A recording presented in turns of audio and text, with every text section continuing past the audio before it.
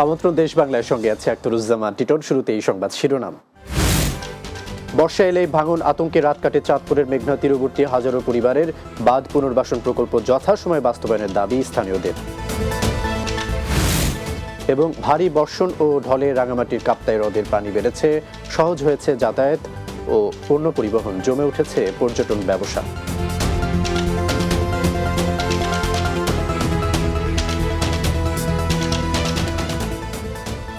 শিরোনাম শুনছিলেন, এবারে বিস্তারিত। বর্ষা এলেই ভাঙন আতঙ্কে রাত কাটে চাঁদপুরের মেঘনা তীরবর্তী হাজারো পরিবারের। যদিও অবশেষে শুরু হয়েছে চাঁদপুর শহর রক্ষা বাঁধ পুনর্বাসন প্রকল্পের কাজ। 2027 সালের মধ্যে 827 কোটি টাকা ব্যয়ে প্রকল্পটি বাস্তবায়ন করবে পানি উন্নয়ন বোর্ড। এদিকে নদী তীরবর্তী মানুষের ভিটে মাটি ও জেলার অন্যতম অর্থনৈতিক অঞ্চল পুরানবাজার বাণিজ্যিক কেন্দ্র রক্ষায় নির্ধারিত সময়ে কাজ শেষ করার দাবি সকলের।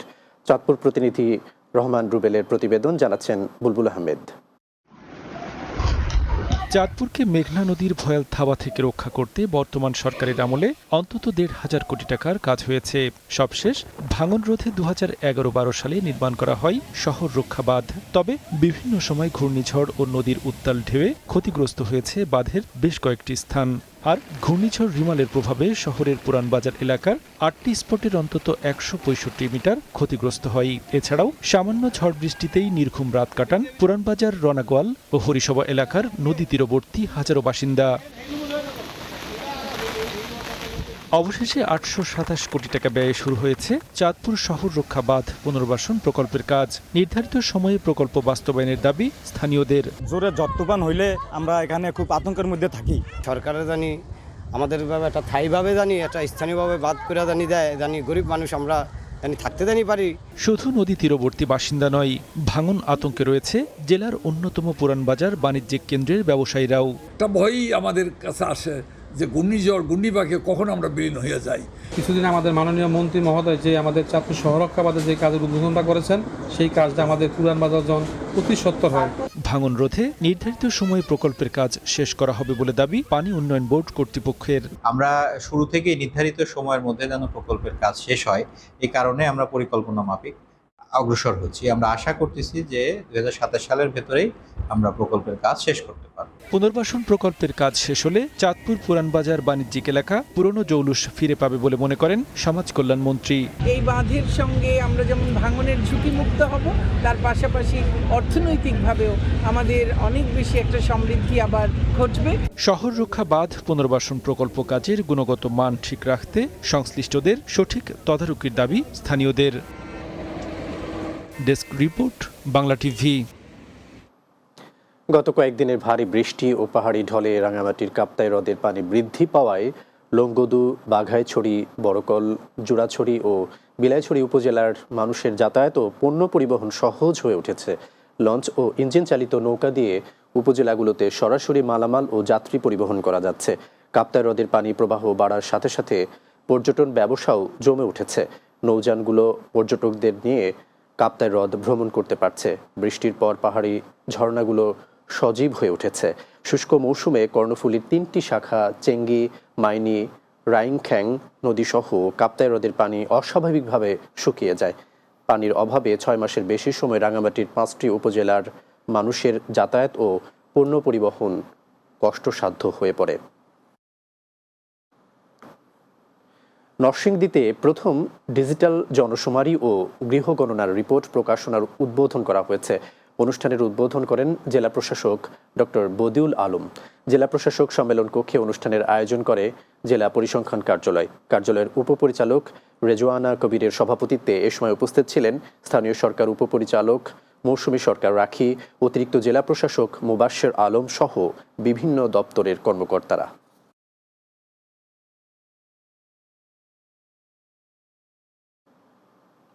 দেশ বাংলা এবার একটা বিরতি, ফিরে আসার পর অন্যান্য খবরের সাথে আরও যা থাকছে। সুনামগঞ্জের পাহাড়ি এলাকায় বাড়ছে আনারসের উৎপাদন। শুধু পাহাড়ি এলাকা থেকে প্রায় 16 কোটি টাকার আনারস বিক্রির আশা চাষিদের।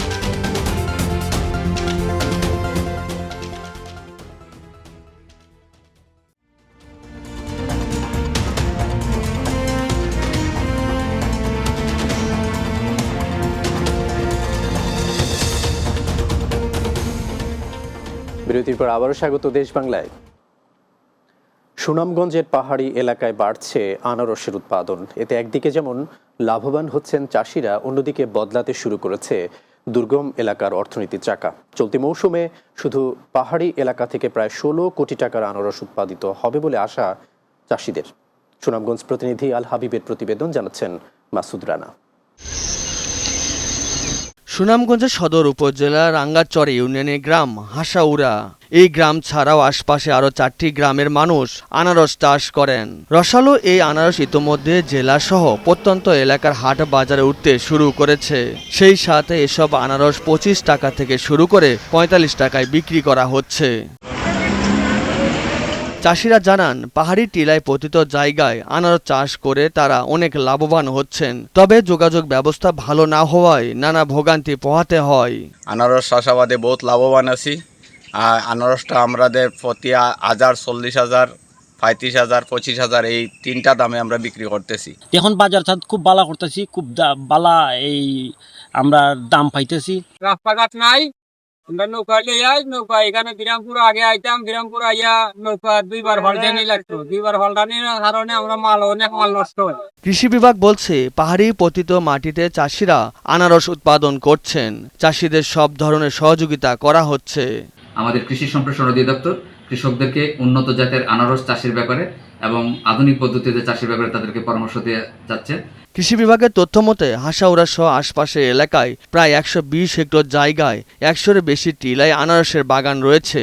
এসব এলাকায় 200-এরও বেশি কৃষক আনারস চাষ করেন। Desk report, Bangla TV. চাঁদপুরে প্রথমবারের মতো অনুষ্ঠিত হয়েছে ওয়াইল্ড লাইফ অলিম্পিয়াড। চাঁদপুর সরকারি কলেজ ক্যাম্পাসে অলিম্পিয়াডের উদ্বোধন করেন কলেজের অধ্যক্ষ প্রফেসর অসিত বরণ দাস। অলিম্পিয়াডে 5 শতাধিক শিক্ষার্থীরা অংশ নেন। পরে কলেজের শহীদ রাজু ভবনে ওয়াইল্ড লাইফ অলিম্পিয়াডের পরীক্ষা অনুষ্ঠিত হয়। এ সময় উপস্থিত ছিলেন বেসরকারি শিক্ষক নিবন্ধন ও প্রত্যয়ন কর্তৃপক্ষের পরিচালক মোহাম্মদ আব্দুর রহমান, শিক্ষা কর্মকর্তা রূপক রায় সহ অনেকে।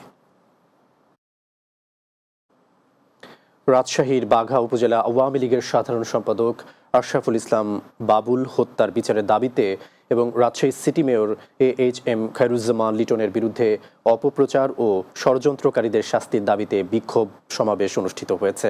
রাজশাহীর কুমারপাড়ায় মহানগর আওয়ামী লীগ কার্যালয়ের সামনে থেকে বিক্ষোভ মিছিল বের হয়ে বিভিন্ন সড়ক প্রদক্ষিণ করে। পরে সাহেববাজার 0 পয়েন্টে প্রতিবাদ সমাবেশ অনুষ্ঠিত হয়। এতে মহানগর যুবলীগের সভাপতি মনিরুজ্জামান খান মনির, মহানগর শ্রমিক লীগের সভাপতি মাহবুবুল আলম, স্বেচ্ছাসেবক লীগ সভাপতি আব্দুল মুমিন সহ অনেকে উপস্থিত ছিলেন। দেশব্যাপী সাংস্কৃতিক চর্চার ধারা অব্যাহত রাখতে পাবনায় অনুষ্ঠিত হয়েছে লোকজ সাংস্কৃতিক অনুষ্ঠান।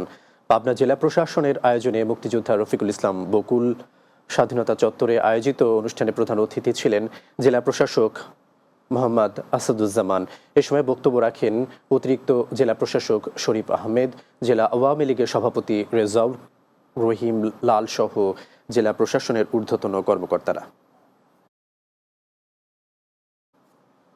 গোপালগঞ্জের মুকসুদপুর উপজেলায় মন ও মনন লাইব্রেরির উদ্বোধন করা হয়েছে। পুরাতন ইউনিয়ন পরিষদ প্রাঙ্গণে মন ও মনন লাইব্রেরির উদ্বোধন ও আলোচনা সভা অনুষ্ঠিত হয়।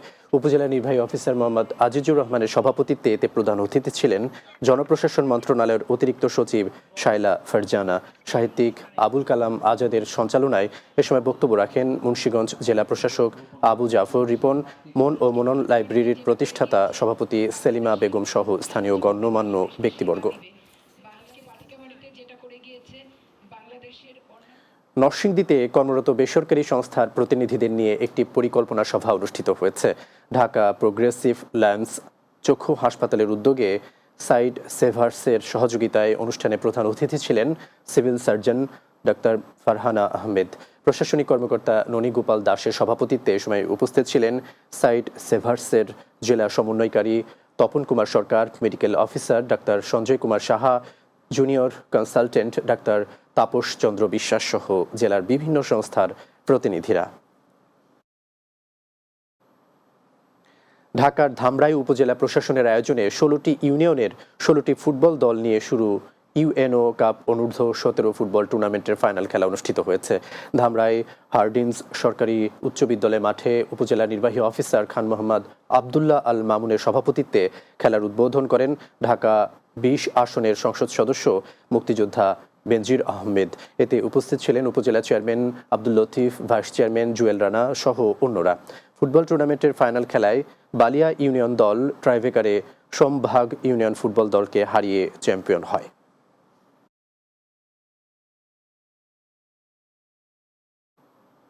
শেষ করব দেশ বাংলা যাওয়ার আগে শিরোনামগুলো আরও একবার। বর্ষা এলেই ভাঙন আতঙ্কে রাত কাটে চাঁদপুরের মেঘনা তীরবর্তী হাজারো পরিবারের বাঁধ পুনর্বাসন প্রকল্প যথাসময়ে বাস্তবায়নের দাবি স্থানীয়দের। ভারী বর্ষণ ও ঢলে রাঙামাটির কাপ্তাই হ্রদের পানি বেড়েছে, সহজ হয়েছে যাতায়াত ও পণ্য পরিবহন, জমে উঠেছে পর্যটন ব্যবসা। এবং সুনামগঞ্জের পাহাড়ি এলাকায় বাড়ছে আনারসের উৎপাদন, শুধু পাহাড়ি এলাকা থেকে প্রায় 16 কোটি টাকার আনারস বিক্রির আশা চাষিদের।